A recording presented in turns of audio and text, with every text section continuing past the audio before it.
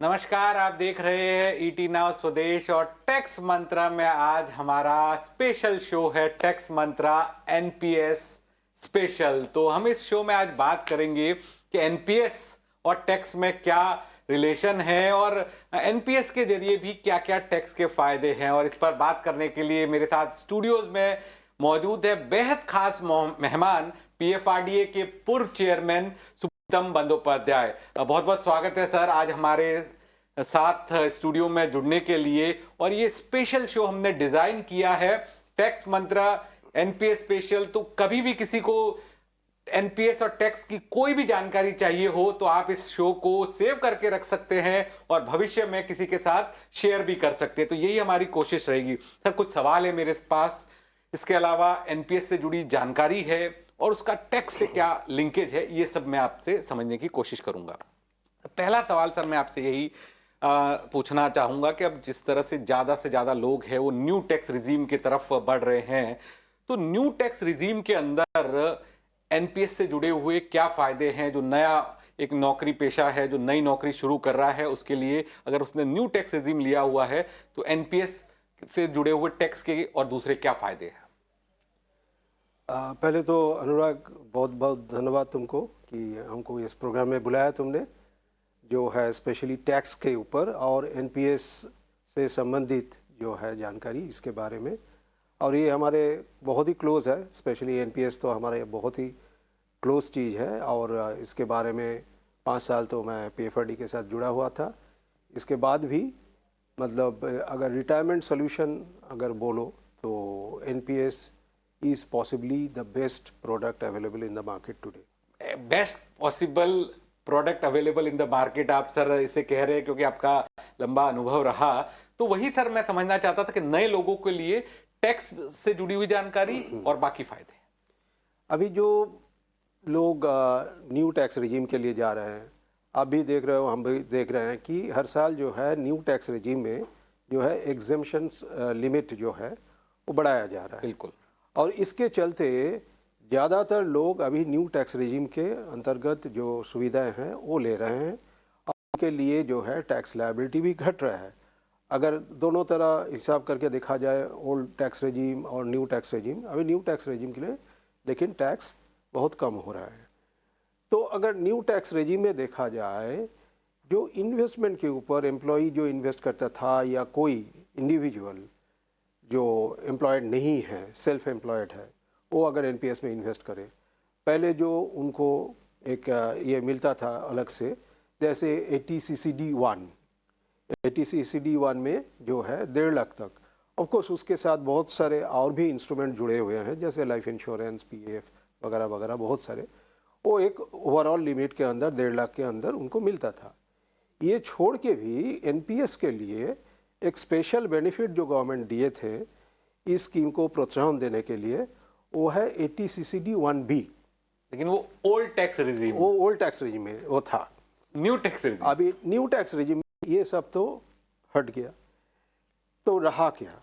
तो अगर इसके पर हम लोग थोड़ा चर्चा करते हैं। इसमें क्या है कि एम्प्लॉयर को बोलना चाहिए कि भाई आप जो है हमारे सैलरी स्ट्रक्चर ऐसे आप रीस्ट्रक्चर करें उसको, ताकि आप 14% जो है कंट्रीब्यूशन आप जो है हमारा एनपीएस के ऊपर दे दे, कहीं से आप घटा दें। टोटल जो है सीटीसी जिसको कॉस्ट टू कंपनी आज हम लोग बोलते हैं वो बराबर रह जाएगा, लेकिन जो है 14% तक जो है हमारे कंट्रीब्यूशन में भी आ जाएगा।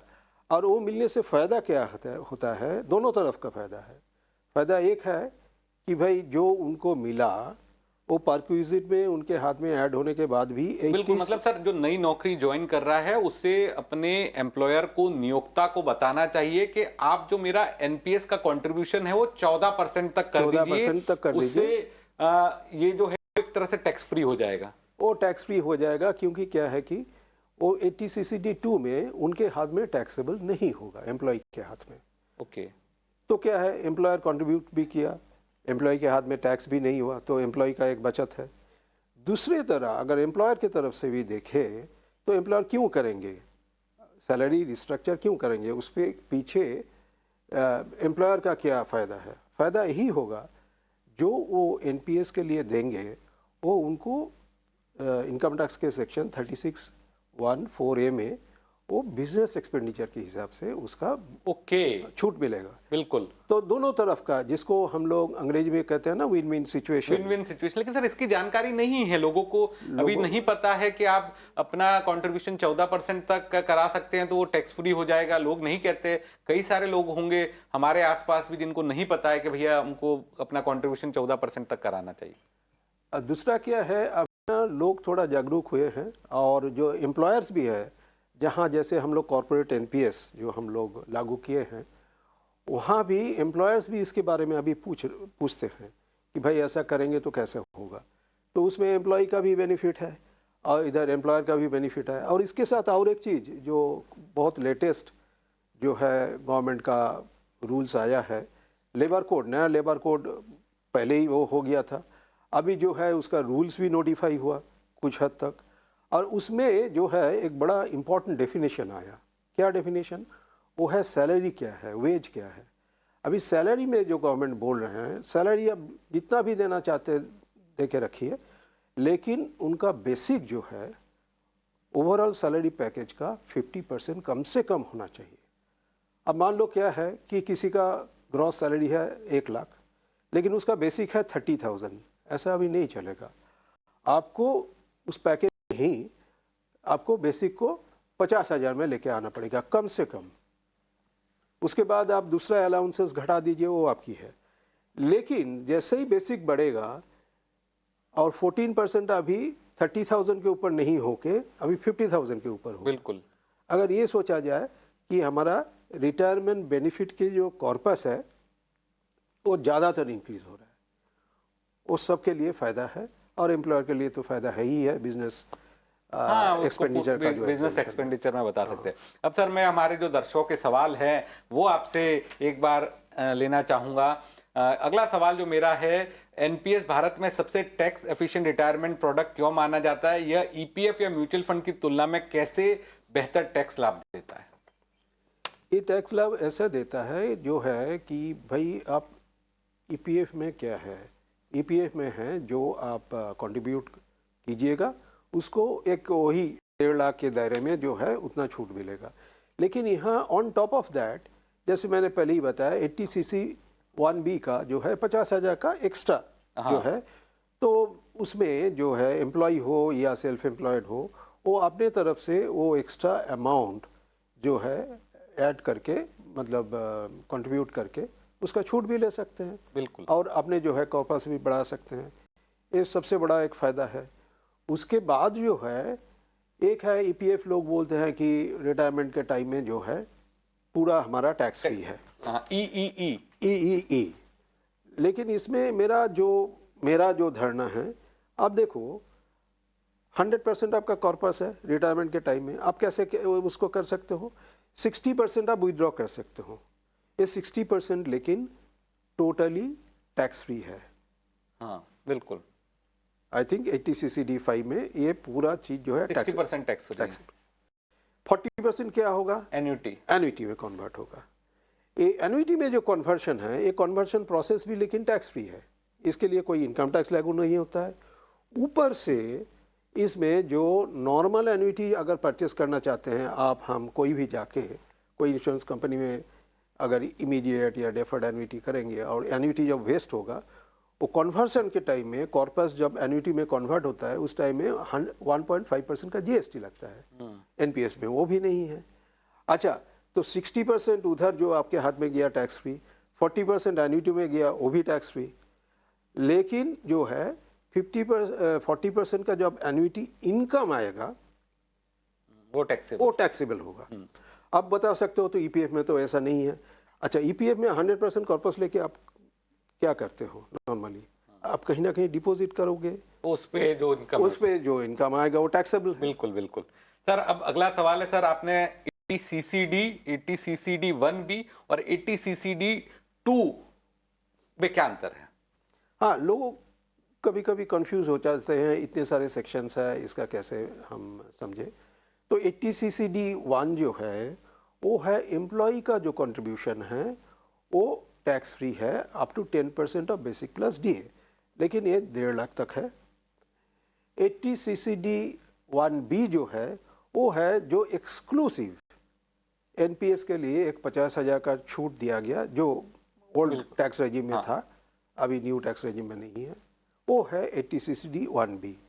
और इस 80 CCD 2 जो है वो है जो एम्प्लॉयर आपके खाते में, एनपीएस के खाते में जो कंट्रीब्यूट कर रहे हैं हर महीना, चाहे 10% हो या 14% हो, तो वो अमाउंट जो है आपके हाथ में परक्विजिट ना हो जाए, इसलिए 80 CCD 2 में वो एक्चुअली छूट मिलता है। नॉर्मली क्या होता है इनकम टैक्स में, जो आपको पेमेंट करना चाहिए अगर आपके एम्प्लॉयर आपके तरफ से वो पेमेंट कर देते हैं, that is a perquisite in your hands. हाँ, नॉर्मली हाँ, ये ट्रीटमेंट है। लेकिन इसमें क्या होगा, इसमें होगा कि पहले वो ऐड होगा अपने इनकम में, फिर 80 CCD 2 का एग्जेम्पशन आ जाएगा तो नलीफाई हो जाएगा और उसमें कोई टैक्स लायबिलिटी नहीं बनता है। तो ये तीनों में यही अंतर है। बिल्कुल सर। एक सवाल था सर, अगर कोई 60 साल से पहले एनपीएस से पैसे निकालता है प्री मैच्योर एग्जिट, तो उस पर कैसे टैक्स लगता है? अब देखो, प्री मैच्योर एग्जिट में हमारा एक ही चीज़ बोला गया है कि भाई ये है एक्चुअली डिस्करेज करने के लिए कि तब 60% जो है वन टाइम विड्रॉल आपको नहीं मिलेगा, हम लोग सिर्फ 20% देंगे। ओके। हाँ, अपने कंट्रीब्यूशन का, जो ना पूरा कॉर्पस का, पूरा कॉर्पस का हम 20% आपको लौटा देंगे, वो टैक्स फ्री होगा।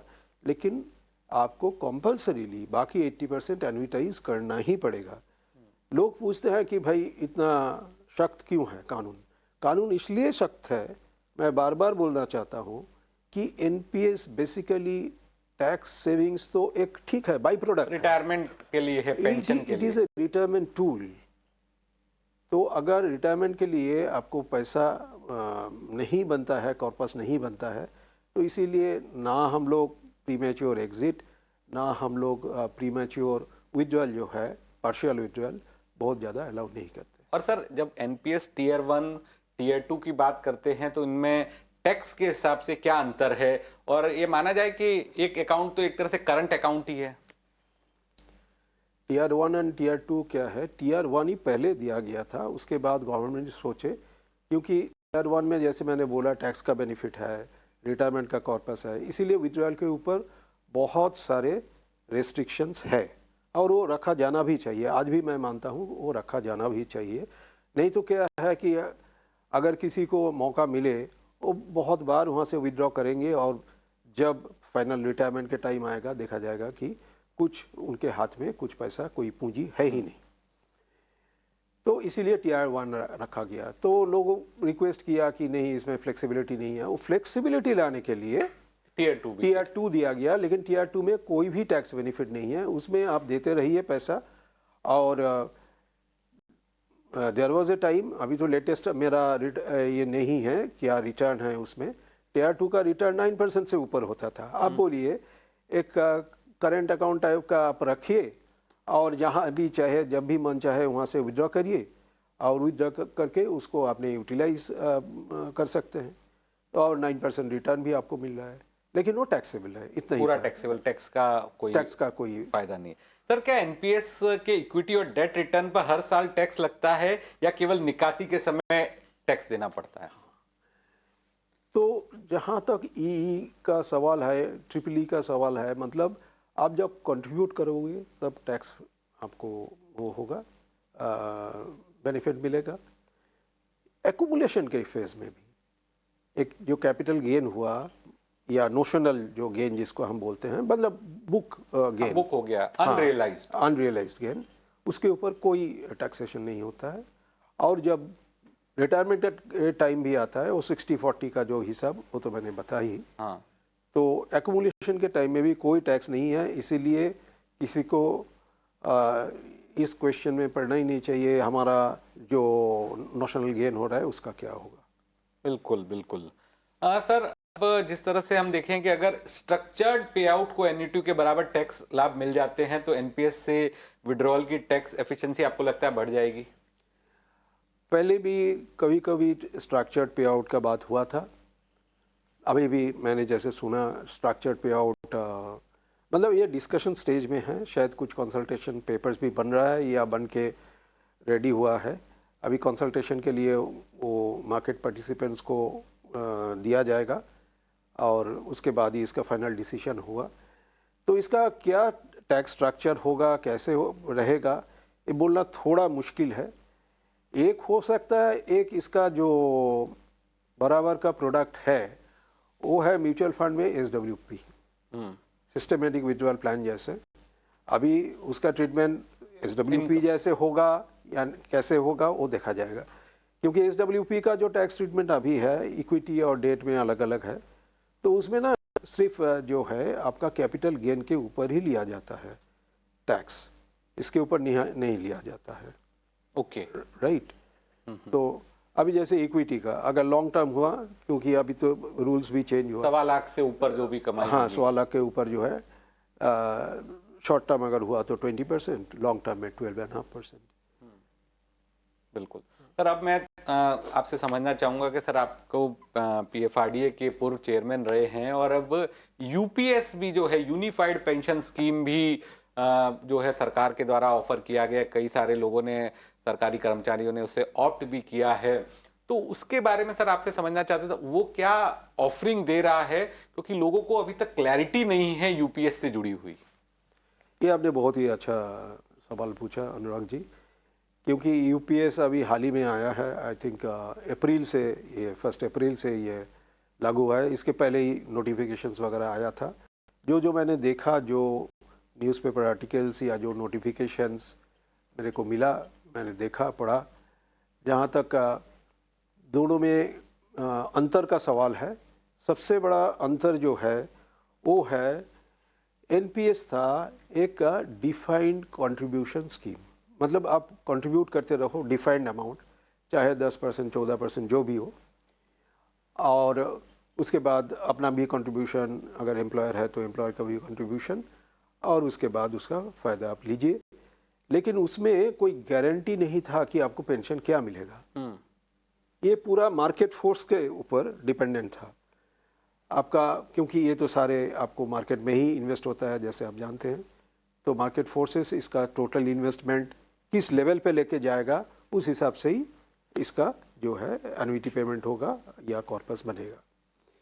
लेकिन जहाँ तक UPS का सवाल है, पहले बार एक स्कीम हम लोग ने देखा, एक APY भी था, वो जिसको हम कह सकते हैं it is a hybrid scheme. It is a defined contribution, defined benefit scheme. अब कंट्रीब्यूशन भी आपका डिफाइंड है, आप 10% कीजिए, गवर्नमेंट भी 10% करेंगे। और उसके बाद जो है, अगर आपका 25 साल से ज़्यादा सर्विस हुआ है तो आपको लास्ट जो drawn salary, exactly last drawn नहीं, लास्ट 12 मंथ्स का एवरेज सैलरी का 50% गारंटीड है। हाँ, अगर आपका कॉर्पस उससे शॉर्टफॉल होता है, गवर्नमेंट अपने फंड से वो पैसा देंगे। उसके लिए एक पूल अकाउंट बना रहे हैं जिसमें गवर्नमेंट 8.5% एक्स्ट्रा एक कंट्रीब्यूट करके रखेंगे, ताकि whenever there is a shortfall, वो शॉर्टफॉल जैसे मेक गुड किया जाए वहाँ से। लेकिन सर अभी आंकड़ा जो आ रहा है UPS का, उसमें लग रहा है कि इतने टेकर्स नहीं है। एक बड़ी आबादी को, बड़े जो कर्मचारी है उनको लगता है कि UPS से अच्छा हमारे लिए NPS है, तो हम इसी में रहेंगे, UPS में शिफ्ट नहीं हो रहे। अनुराग जी, मैं बहुत दिन, ऑलमोस्ट 3.5 डिकेड्स, 35 साल मैंने इंश्योरेंस इंडस्ट्री में भी काम किया। एक चीज़ जो मैंने देखा, कोई भी प्रोडक्ट, एक प्रोडक्ट चल रहा है, उसको विड्रॉ करके उसी तरह का अगर नया प्रोडक्ट कुछ नया बेनिफिट्स के साथ आप लेके आते हैं ना, पहले लोग कंपैरिजन में आ जाते हैं, कंपेयर करके देखते हैं उसमें क्या था अच्छाई, इसमें क्या अच्छाई है, उसमें क्या नहीं था, इसमें है कि नहीं, या इसमें उतना अच्छा कुछ नहीं है, बुराई है, ये सब देखते हैं। तो अभी इसमें भी लोगों ने छानबीन करना चालू कर दिया कि भाई इसमें क्या है जो NPS में नहीं था और क्या नहीं है जो NPS में ऑलरेडी था। अभी अगर एक छोटा सा कंपैरिजन मैं करूं, क्योंकि बहुत सारे चेंजेस हैं। एक तो है इसमें 50% जैसे मैंने बोला गारंटीड पेंशन है, लेकिन उसमें क्या लेकिन है, 25 साल का आपका सर्विस होना चाहिए। मान लो आपका 20 साल का सर्विस हुआ, प्रोपोर्शनेटली आपका घट जाएगा, बिल्कुल। है कि नहीं? और ये यूपीएस का गारंटी मिलने के लिए मिनिमम आपको 10 साल का नौकरी करना ही है। 10 साल के बाद जो है 10,000 रुपया जो है आपको एश्योर्ड है, और उसके बाद जैसे जैसे बढ़ेगा आपको प्रोपोर्शनेटली बढ़ता जाएगा और मैक्सिमम 50% होगा। सेकेंडली क्या है कि भाई 60% उधर भी विड्रॉल था, 60% इधर भी विड्रॉल है, यूपीएस में भी है, नहीं है ऐसा नहीं है। और सर टैक्स ट्रीटमेंट एकदम उसी तरह का है कि 60% आप विड्रॉल कर देंगे टैक्स फ्री, 40% की आपको एन्युटी नहीं खरीदनी है, एन्युटी खरीदने पे कोई टैक्स नहीं लगेगा, एन्युटी से जो इनकम होगी वो टैक्सेबल होगी। हाँ हाँ, ये सेक्शन 10(12)A और 10(12)B का प्रोविजन है। 10(12)A बोलता है कि आप जब 60% विड्रॉ करोगे वो टैक्स फ्री होगा, और 10(12)B ऑफ कोर्स वो पार्शियल विड्रॉल और उस सब का बोलता है। लेकिन बात क्या है कि भाई आप जब इसका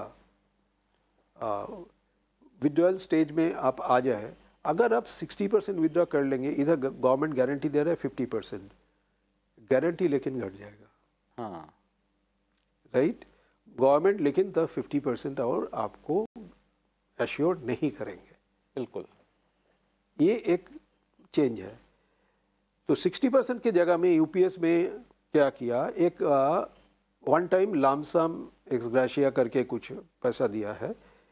ये होगा कि आपका जो लास्ट ऑन सैलरी उसका 1/10 for each 6 months of completed service. Okay, ठीक है, अगर किसी का 30 years का सर्विस हुआ तो हर 6 महीना के लिए लास्ट ऑन सैलरी का 1/10 करके आप कैलकुलेट कीजिए, तो जो होगा वो वन टाइम लामसम मिलेगा, और उसके लिए जो है गारंटीड पेंशन घटेगा नहीं। लेकिन कोई अगर चाहते हैं कि नहीं 60% हमको चाहिए, मिलेगा उनको, लेकिन उनको ये सोचना पड़ेगा तब वो आपको। बिल्कुल।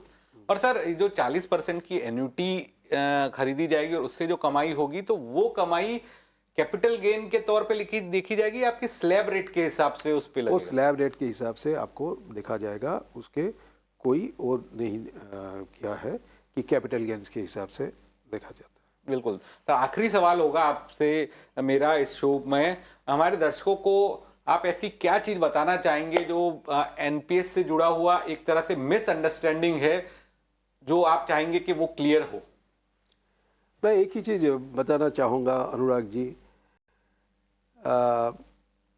अभी जो है because of better health facilities, medical facilities and all that, longevity बहुत बढ़ गया, लोगों का लॉन्जिविटी बहुत बढ़ गया। एक ही छोटा सा उदाहरण, जब इंडिया इंडिपेंडेंस मिला था 1947 में, हमारा एक्सपेक्टेड मोर्टालिटी एट बात था 35 इयर्स का, मतलब 35 इयर्स तक कोई जिंदा रहेंगे, इस तरह का एक था। अभी वो 70 इयर्स क्रॉस हो गया। तो मतलब India is not only getting younger, India is also getting healthier. लेकिन एट द सेम टाइम हमारे जो है ओल्डर जनरेशन का पॉपुलेशन बढ़ रहा है, क्योंकि लॉन्जिविटी बढ़ रहा है। अभी जो है 2025-30 तक शायद हमारा 300-350 मिलियन जो है आपका सीनियर सिटीजन बन जाएंगे। तो इसके लिए आज से ही रिटायरमेंट का प्लानिंग करना जरूरी है। रिटायरमेंट का प्लानिंग करना जरूरी है, और एनपीएस उसमें आपका मानना सबसे बेस्ट ऑप्शन है? बेस्ट ऑप्शन अभी जो है इंडिया में अवेलेबल है। बिल्कुल सर, बहुत बहुत शुक्रिया सर आज हमें वक्त देने के लिए, और एनपीएस और उसके टैक्स से जुड़े हुए तमाम पहलू हमारे दर्शकों को बताने के लिए। तो टैक्स मंत्रा के एनपीएस स्पेशल में ये हमने चर्चा की सुप्रीतम बंदोपाध्याय जी से, और इस एपिसोड को आप अपनी आर्काइव में सेव करके रख सकते हैं। कभी भी आपको एनपीएस से जुड़ी जानकारी चाहिए, यूपीएस यूनिफाइड पेंशन स्कीम से जुड़ी, और बाकी इन पे टैक्स ट्रीटमेंट क्या होता है उस पर उसकी जानकारी चाहिए, तो ये आपके लिए आर्काइवल एपिसोड भी बना सकते हैं। तो ईटी नाउ स्वदेश पर खबरों का सिलसिला जारी है। स्पेशल शो में फिलहाल इतना ही।